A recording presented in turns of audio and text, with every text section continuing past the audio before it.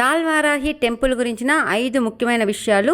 తాల్ అంటే నేపాల్ భాషలో సరస్సు, లేక్ అనే అర్థము. పోఖ్రాలో ప్రసిద్ధి పొందిన అందమైన ప్యూవా లేక్ మధ్య భాగంలో ఉన్న ఐలాండ్ లో ఈ అమ్మవారి టెంపుల్ ఉంటుంది. లేక్ లో ఉన్న వారాహి అమ్మవారి టెంపుల్ కాబట్టి దీన్ని తాల్ వారాహి టెంపుల్ అని పిలుస్తారు.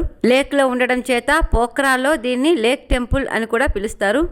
నేపాల్ ప్రజలకి ఇది చాలా శక్తివంతమైన దేవాలయము. నేపాల్లో పూజించుకునే 64 శక్తిపీఠాల్లో ఇది కూడా ఒకటి.